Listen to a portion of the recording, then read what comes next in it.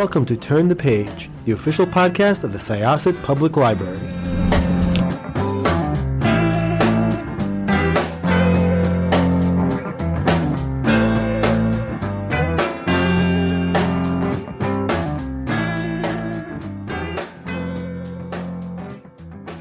Hello, and welcome to Turn the Page, the official podcast of Syosset Public Library. I'm Jenn, and I'm here with the author of a really powerful and moving and beautiful new book. Could I ask you to introduce yourself and your book? Sure.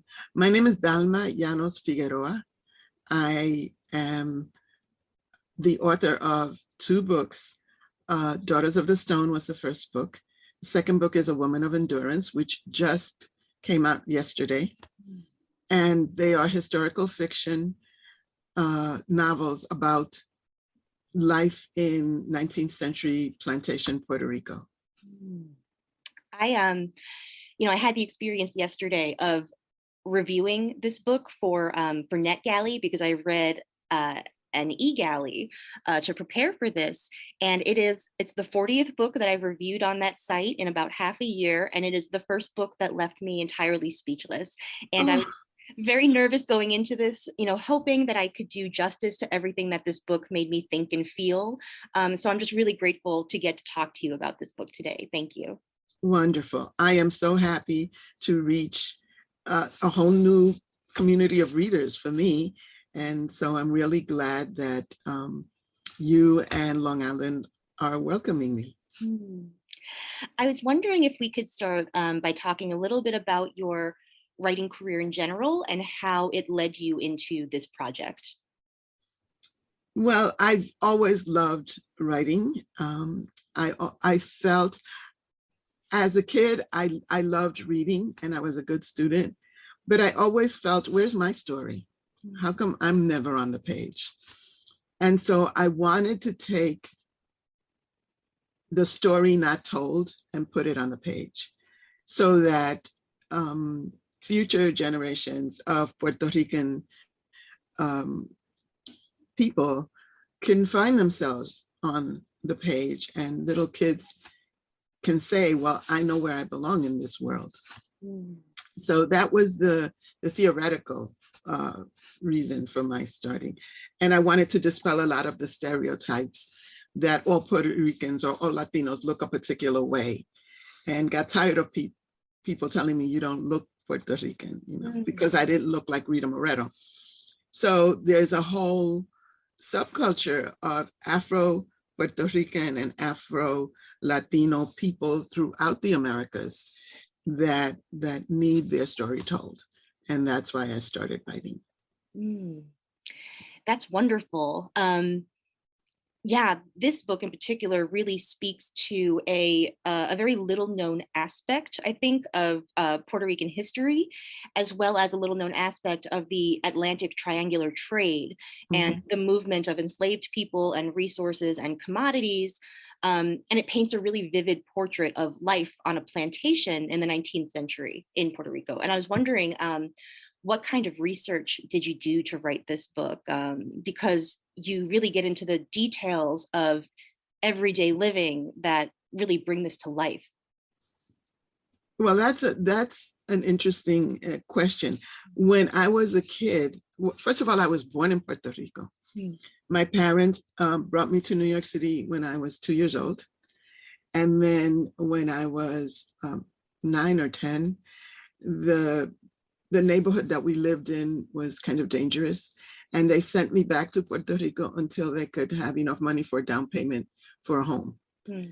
And what happened was I went to live with my grandparents who had a farm and my grandfather grew cane and had cattle. And it was a small farm, nothing like the commercial farms we see today. And so when I went to live with them, I got imagine going from the South Bronx, totally urban, to rural Puerto Rico. I had a whole learning experience there. And part of that learning experience was listening to my grandmother and her friends tell stories.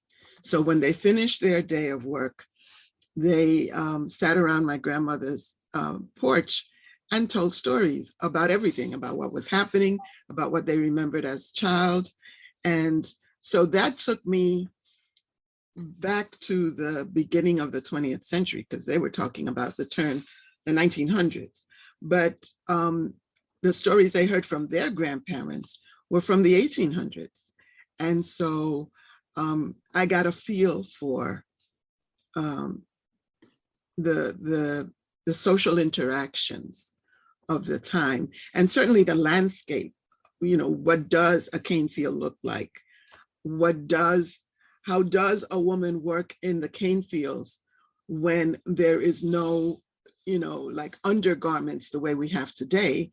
And this place is full of insects and snakes, and so how do you protect yourself? So that kind of detail could only come from my talking to cane workers and other people who lived in the area. So a lot of my work comes out of that oral storytelling that the women were doing. And I sat in the living room doorway and listened to them. I was a child, so I was not encouraged to participate, let's put it that way. But I think that's where I learned to become a storyteller. I learned what to say, when to say it, how to hold back information to keep the reader interested, how to give enough information so that they could get a picture in their mind of what I was talking about. And so I really have to thank those old ladies who were my storytellers for helping me pass it on.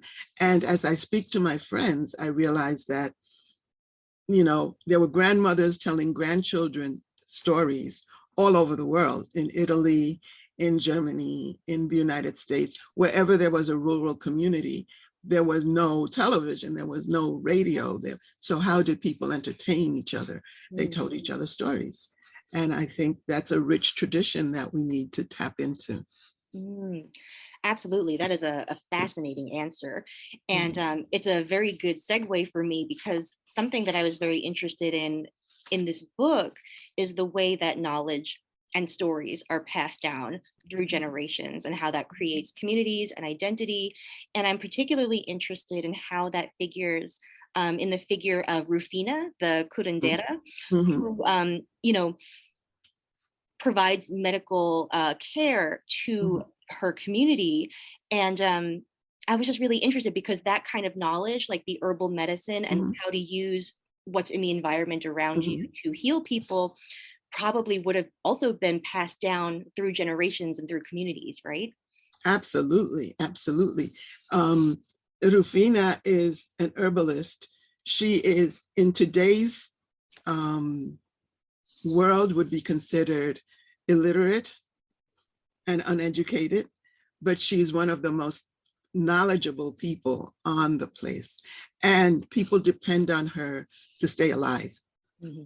There was no such thing as call the town doctor and he's going to come out and take care of a wound, a machete wound that one of the enslaved men got. That was not happening. So how did that community survive and take care of itself?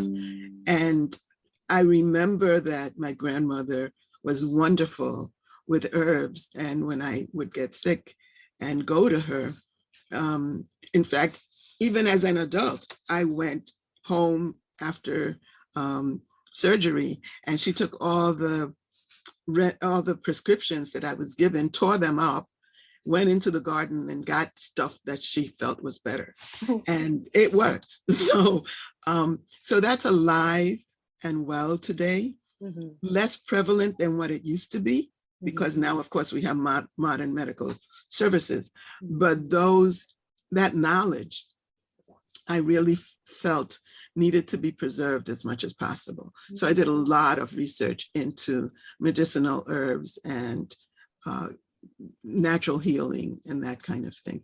So Rufina is really a product of a lot of research. That's great. And, it occurs to me too, that like this knowledge is really also very specifically women's knowledge, right? Absolutely. Because we think of the modern medical industry as being Mhm, very male dominated, but in a mhm. past times, like this was women's knowledge that was shared between generations of women.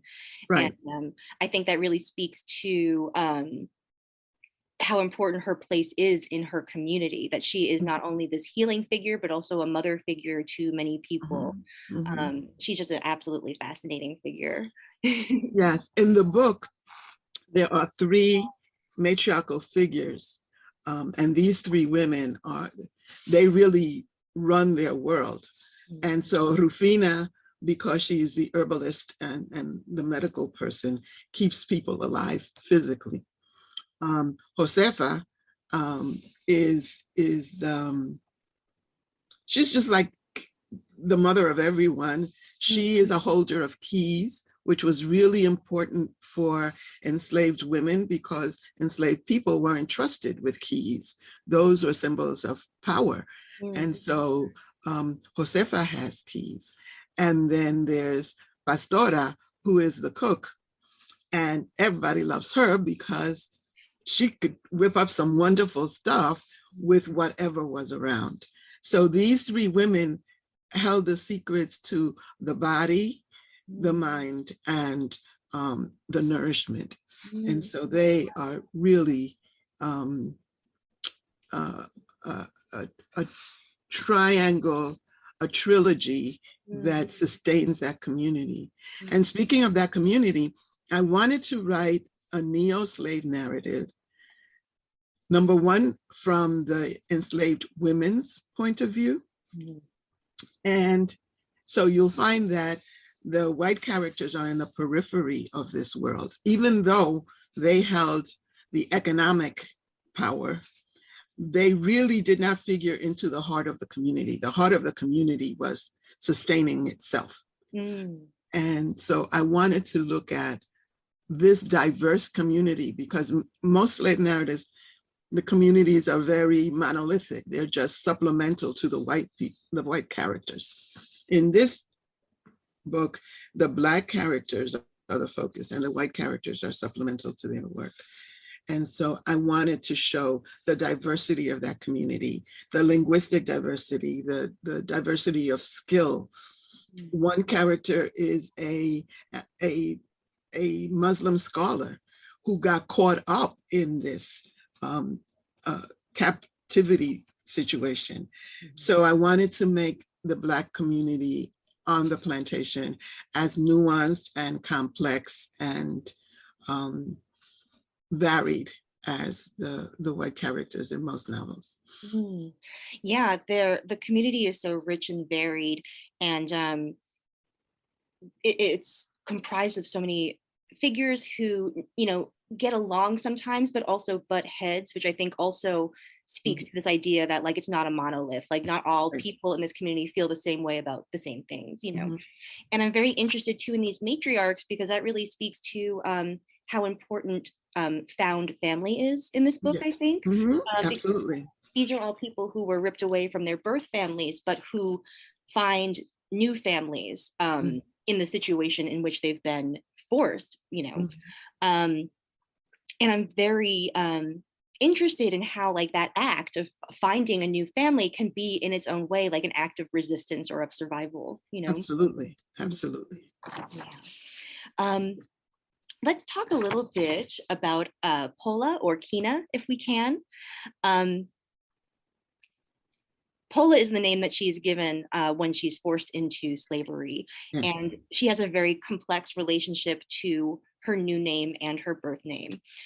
There's another prominent character, Simone, who also has a similarly complex relationship to both names. And I'm sure there are other characters who do as well. And I'm wondering if you could speak a little bit to the importance of names and how, it really shows how people are torn between identities they were born with and identities that are being forced on them, if that makes sense. Right. Yes, naming and naming yourself is really important. It's an act of, as you say, resistance, but it's also an act of self-definition. So maybe a second generation enslaved person never had an African name. never knew an African reality. But within the construct of their contemporary life, they have to find who they are for themselves. And so they have to find a name and embrace the name. And so, yes, naming is very important. And you have also, as a writer, I had to deal with contemporary names and historical names. Mm-hmm. So Pola, which is an abbreviation of Apolinar, is not a name that you find anywhere anymore. Very few Apolinares.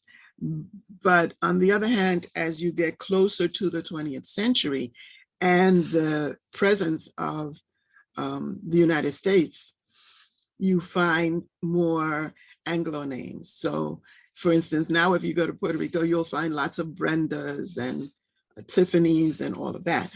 But at that time, those names did not exist and would not exist. But the names they were given were Spanish names. And so Kira was her African name, but she is changed into Pola. And even though she has the, how can I put this? The dressing of Pola on the outside, on the inside, she's Kira. And so when she finally establishes a relationship with the man that she trusts, she gives him her name and he gives him his. So this is who I appear to be, but this is who I really am. That's so interesting. And I'm sorry that I misspoke and got her original name wrong. But Kira, that moment between her and Simone is so powerful, because, I want to talk about her journey without giving too much away, but she goes through such an incredible amount of struggle and also resistance and dealing with, what she has been dealt. But that moment where they both give each other their names, it feels like a moment in which they are sort of claiming both identities in a way, like absolutely who they used to be and who they are again, if that makes sense. Right.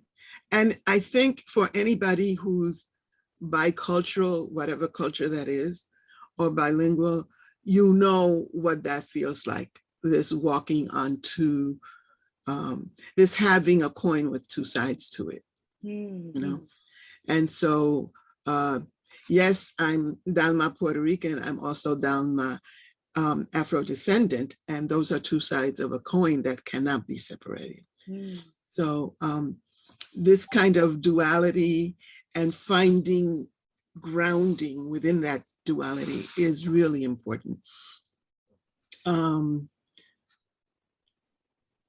I'll leave it at that. I don't want to give away too much. Sure.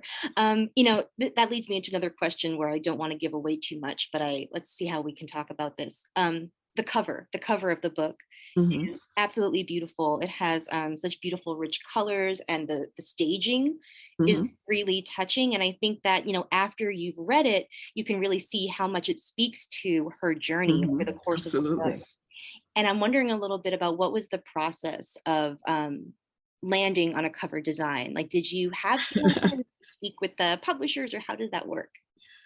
Well, usually publishers pick the cover. My publisher was immensely generous in making sure that I was happy with it. And we went back and forth and so many iterations of it. But this cover by Fabiola, let me get this straight because I always mix up her name. Fabiola Jean-Louis is, she's a paper sculptor. She's a paper sculptor, and she sculpted the picture, the dress on the cover. Oh, wow. And then she placed it within a setting. And Fabiola's painting was so perfect for this story. And I think it goes to the fact that no matter how much we may progress, no matter how much we are beyond the experience of enslavement, we carry scars. And and scarring is very important in this book, but those scars need to be addressed and need to be healed before we can really move on as fully realized people. But even when we do, the scars are still, the marks are still there. The scar is no longer as painful or threatening, but it doesn't go away. And one of the things I hope that my work in general does is open a dialogue so that people don't become accusatory of each other, but just talk about what kinds of scars do we all have. Nobody gets out of this without scarring. So there could be scars from the Holocaust, or there could be scars from the Turkish Revolution, or there could be scars from right now, from the attack on Ukraine. All these people are walking around scarred, and there has to be a dialogue because those scars don't just magically disappear. And this is just one way of discussing racism and genocide and all of the horrible situations that we find ourselves throughout history. The only thing that changes is the faces, the bodies. But every generation has these scarred people walking around. And until we start talking about them, our society is going to be scarred. Absolutely. I think that what you just said really also touches on the way that what happens in this novel and in all the situations you've just mentioned is it's individual trauma, like it traumatizes an individual person, but also communities and generations and societies, basically. I was wondering if we could talk a little bit about how these ideas of trauma and survival and integration all play into some of the experiences that Pola has, starting with the Middle Passage, which is portrayed in absolutely horrifying detail. And I think it's a thing that a lot of people understand intellectually, but experiencing it firsthand through the eyes of somebody who is in the process of enduring it is really impactful and perspective changing.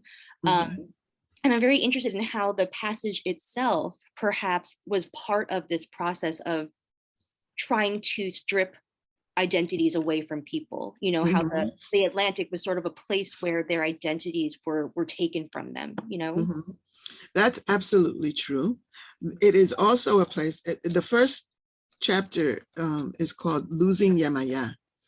Yemaya is the goddess of the ocean for Yoruba people.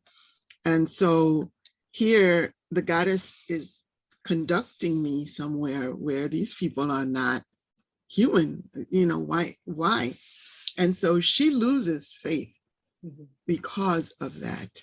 Yeah, and I'm very interested in this point about Yamaya as well, because there is this duality in what the ocean means for Pola, Right. The Middle Passage was her introduction to being denied humanity. And so many of the people on that boat never made it. And when we talk about Middle Passage, and I'm really interested in how we use language, because we use language to sanitize stuff. And I wanted to desanitize. I wanted to show what that really meant. What does it mean to be locked in this area with hundreds of people you don't know, being forced to be physically intimate with someone you don't know, you can't communicate with, you don't know if it's male or female, you have no idea. You've totally lost control. It's taken away from you. The only thing you can control is your thoughts, are your thoughts. I also wanted, I read a newspaper article, I read journalism, I read history.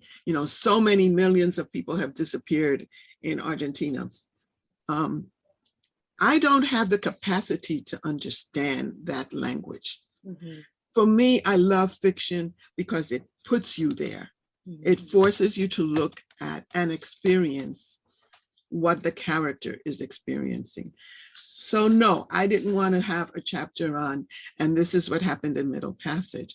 No, I wanted to put you in that room, in that space, in Pola, and experience some of that for yourself. And as difficult as that is to read, you can imagine it's only a fraction of what it must have been to experience. So there are some difficult parts of the book. And I have friends who have said, I can't read this. This is too hard. And I said, it is hard, but number one, trust that I won't leave you there, that as a writer, I won't take you to the depths and leave you there, that there is always light, that you have to find it, but we cannot talk about this time period in this place and not talk about the brutality of the situation. And I think if more of us understood the brutality of other people's lives, we would be so much more compassionate and so much more careful in how you treat people. And so I wanted that to be there because I want the conversation to start and talk about what does it feel like to a mother who's nursing a child? What does it mean when that child's screams suddenly stop? What happened? And let that work on your imagination. That's one of the places where I kind of flashed something and pulled away and let the reader sit with it for a little bit. Yeah, and that seems like a very important part of how Pola actually experiences it as well, because she herself has to sort of infer and interpret what she's hearing in total darkness and total solitude, Absolutely. total incapacitation, so this is really gets to a point that I think is very important, that what I really liked about Pola as a protagonist is the honesty and directness with which her trauma is portrayed, because trauma is often, as you said, sanitized or romanticized into this kind of like passive sadness or into these otherworldly images of martyrdom, or have people being celebrated for their resilience or focus on trauma as character building. But Pola is her trauma is allowed to be messy. She is melancholy, but also angry and confused and defiant and scared. And she needs connection with people, but also is afraid of that connection. And I'm wondering, how did you come to, what her experience of this, personality splitting trauma, Actually, it's an interesting story because I feel, and I think most writers feel, that in order to take your reader somewhere, you have to go there first. You have to experience it. And so for one of the scenes that is in this novel, I wrote it. The whole scene came out at one time. And I wrote it and I thought, I did a good job. I took a deep breath and then I started throwing up, and I kept throwing up for 3 days. I ended up in the hospital, dehydrated. And every job has a price, and the price is your emotional investment in it. So I assume that people who write about the Holocaust have the same experience, which is wanting to be witness to something that most people want to look away from. And what does that cost you as a writer? Absolutely. It's a lot of responsibility to bear as a writer, to usher somebody through that experience and usher yourself through that experience. It's a very big task. And I'm wondering, how the title also speaks to this issue, I think, because the title, A Woman of Endurance, Mhm. It's not, as I said, it's not a woman of resilience or a woman of, like, it is about enduring and survival, and not like this cherry coated image of Mhm. surviving trauma.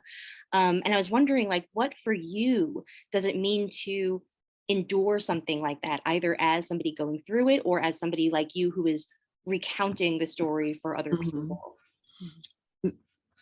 For me, endurance and resilience are two words that are really vital.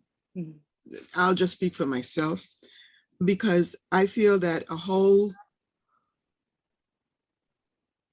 line of my ancestors, especially the women, had to go through all of these different, um, really brutal situations in order for me to be here. Mhm.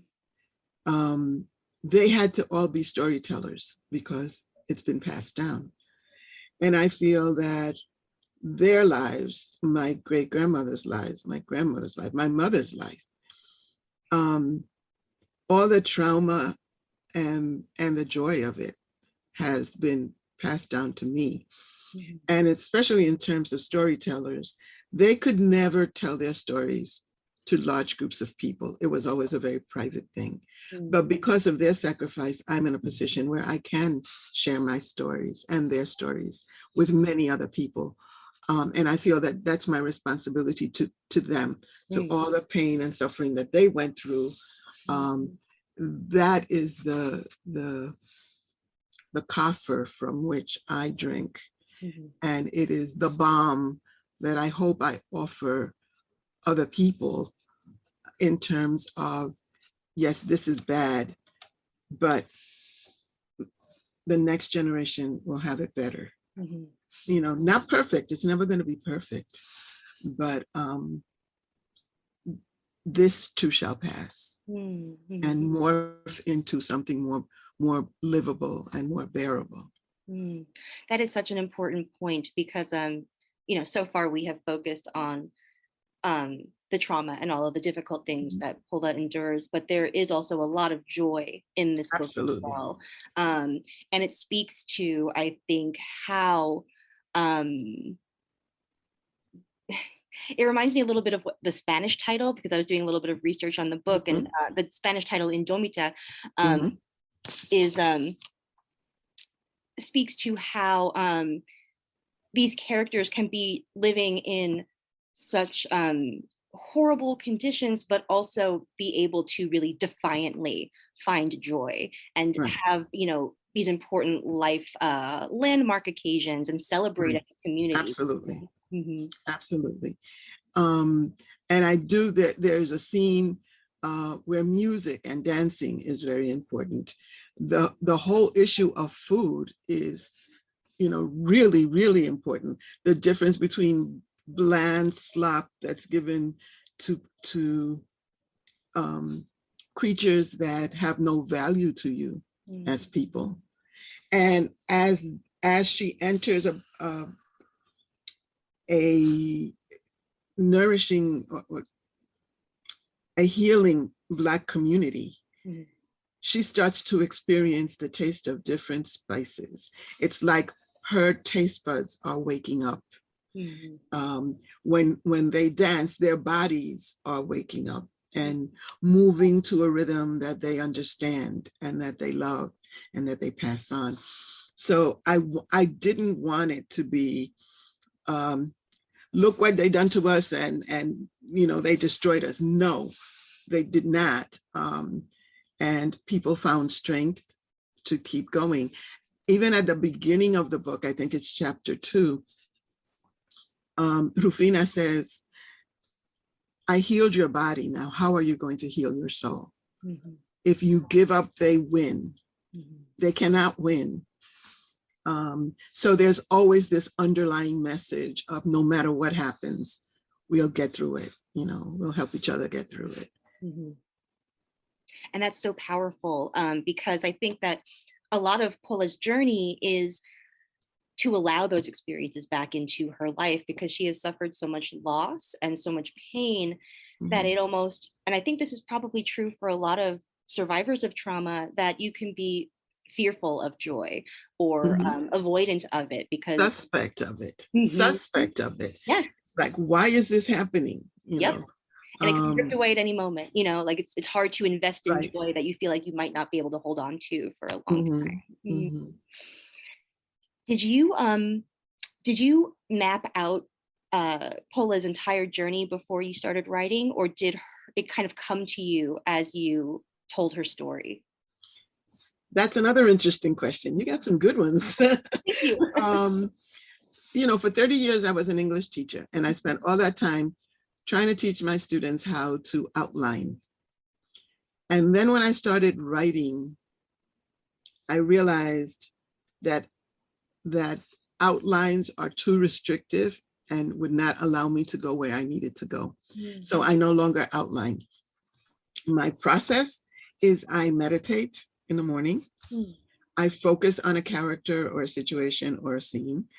And then when I come out of that meditation, I write in my journal, longhand. And I don't know where I'm going. I don't know how long it's going to take to get there. I have no idea what the end of the story is going to be. But I trust that the images that I've gotten in meditation come from a subconscious or perhaps a collective cultural memory that I don't control. Some people may call it guardian angels talk to me. Some people say, your ancestors are talking to you. Some people say, get out of the way and let your subconscious do what it needs to do. So it depends on your belief system. Some people think it's muses. I believe that my ancestors were forced to be quiet for so long that they're using me as an instrument to tell their stories that they couldn't tell. And so I just shut up and listen. Wow.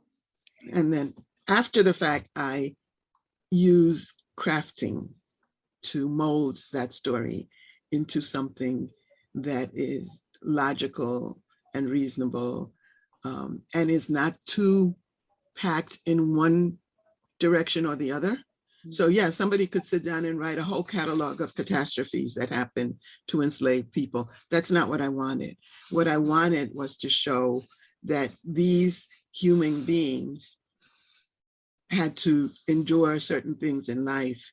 But for those of us who remain and who are the children of the people who remained, those experiences strengthened rather than destroyed. So. That is such a beautiful idea. And I think it also speaks to, this is great advice for other writers and probably to your former English students too, that a lot of people view writing as the process of transcribing what you have already discovered, but writing itself is discovery, and oftentimes you get there while you're putting words down on the page, and I think that that can be an incredibly powerful experience. And I think it really, how do I put this? I think it speaks to this idea that there are voices working through you, and that you are speaking for yourself, but also for generations, Right, absolutely. You're an antenna, a receptor. And therefore you can translate that experience into whatever language you as a person have. So, and that was an issue of my translating experiences in Spanish into contemporary English, which is an interesting process in and of itself. Oh, I bet. So were you involved in the translation of this book too, or? I did not translate it, but I worked closely with the translator.